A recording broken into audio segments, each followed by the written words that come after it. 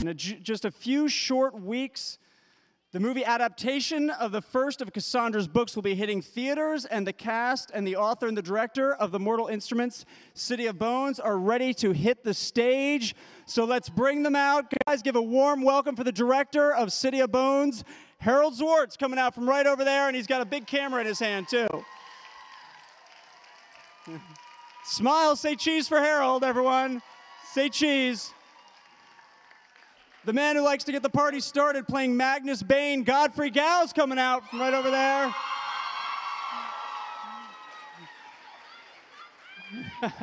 He plays Alec Whitewood, and he is Kevin Zegers. Give it up for Kevin.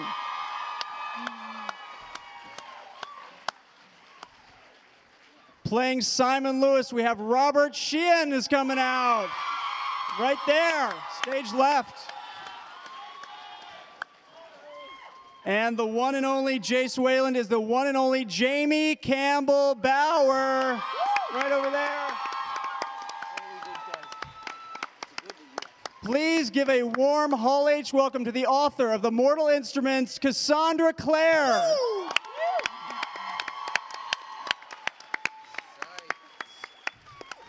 And playing Clary Frey, a little old someone that goes by the name of Lily Collins, ladies and gentlemen. Coming out right over there. I think you're right. Yeah, Cassie, you're here. Sorry. It's okay, we'll get lost. All right. Look at these gentlemen waiting for them to take a seat, huh? They say chivalry is dead. Welcome, everyone.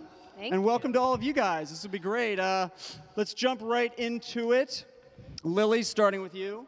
One of the things I think that makes these books really resonate with readers is the fact that Clary is such a strong female character. How attractive was this role for you, you know, in the sense that you're playing someone who's not only being introduced to this new world, but she's sort of, in a very short manner of time, is really able to handle herself so well and acclimate herself to that world? What I loved about Clary so much is the fact that she's after finding her mom this entire movie, and the romance comes into the story, drama, comedy, but she has a very single-tracked mind throughout this entire movie of finding her mom, and she's tenacious, and she's courageous, and she's thrown these crazy twists and turns throughout the story, but she never is weak.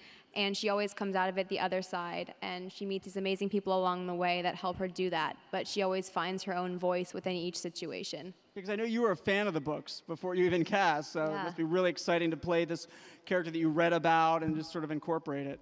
Yeah, I was a fan of the books before I was cast, and to be a fan cast as a literary heroine that I admired was a dream come true, and to have Cassandra sign off on me as her redheaded heroine was a total honor. Yeah. Switching from one side of the panel to the other with Harold, the director, it's always the question sort of when a movie is adapted from a book, you know, how true are you going to remain to the source material? And some, you know, if you take like The Walking Dead, which really veers very, very far away, and then you have sort of Harry Potter, which stays closer. What was it like when you first decided, when you took it on in terms of deciding, well, we might make some changes here, but we also want to make sure we keep this really true? Well, the source material is pretty great. You know, we didn't need to change anything really. I think what was the hardest part was to compress it down to a reasonable movie length, and making the choices of what to keep and what not to keep, and how could we make shortcuts and still have a consistent story, even though we had to take some things out. But it was great. You know, I was working closely with Cassandra on a lot of it, and she was very helpful. So it was a smooth sailing.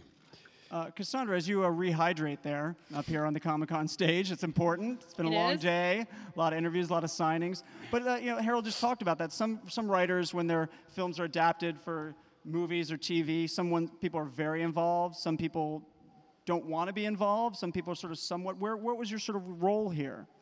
I wanted to be involved. I was pretty interfery. You know, they were like, "Would you like to be involved in casting?" And I was like, "Would I Would I like a gold-plated Ferrari? Yes, I would like to be involved. I would like to be involved with everything. So there really was almost nothing where I didn't bug Harold about the costumes or the sets or the casting or the story at one level or another. And it was a very sort of group process because he was sort of introducing me to how you make a movie. And I was talking to him about, the stories and where they went in the future and how things in this movie would affect the story down the road. And it was very collaborative. Yeah. Jamie. Hello. Hello. Woo! Woo!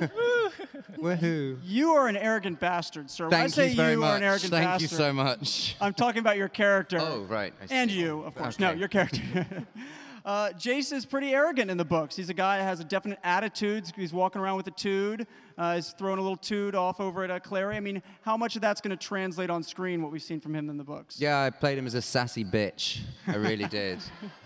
No, I mean, I think in the books, obviously you have the availability to explore a character over, hundreds of pages. With the movie, we have to condense that. And what stuck out for me about Jace was this vulnerability that he has, and I've said this a lot, but it's true, so I'll say it again. So he has this vulnerability about him, and that's why he sort of puts on this facade of this cockiness or this self-awareness, this self-assuredness, and he lets that down. He lets his guard down with Lily, with Clary. Jeez.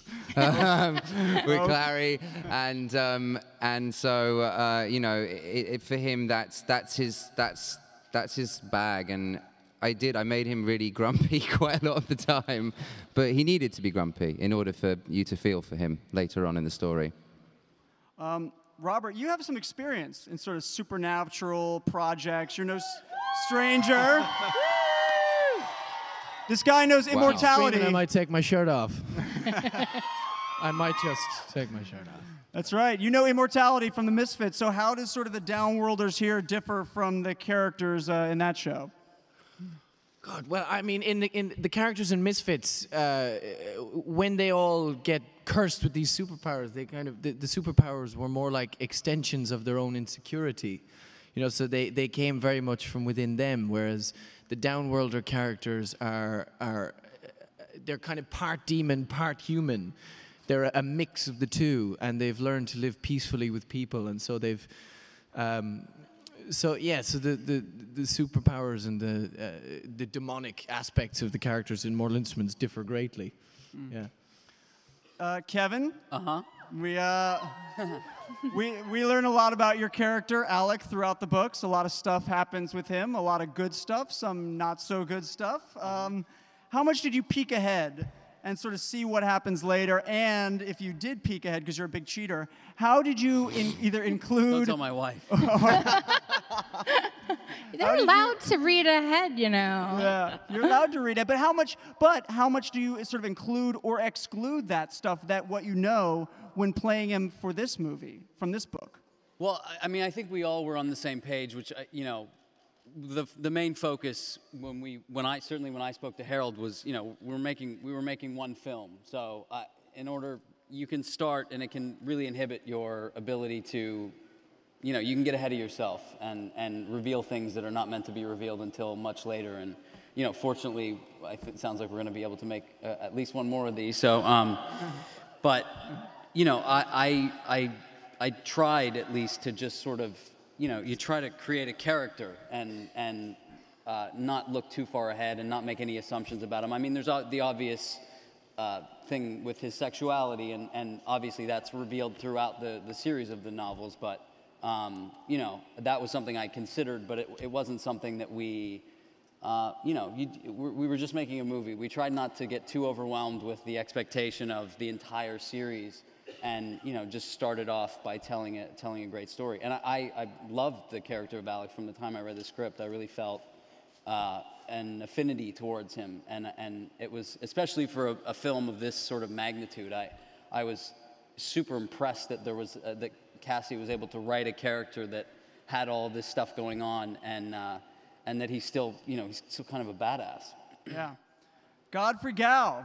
Let's talk to the High Warlock of Brooklyn for a second. Hello, everybody. He took his pants off. Welcome to my party. Yeah. I was going to say, how do the parties at Comic-Con measure up? Because you know a good party when you see one, or throw one in this case. Yeah, this is definitely, Magnus Bane's caliber. All these people here. It's crazy.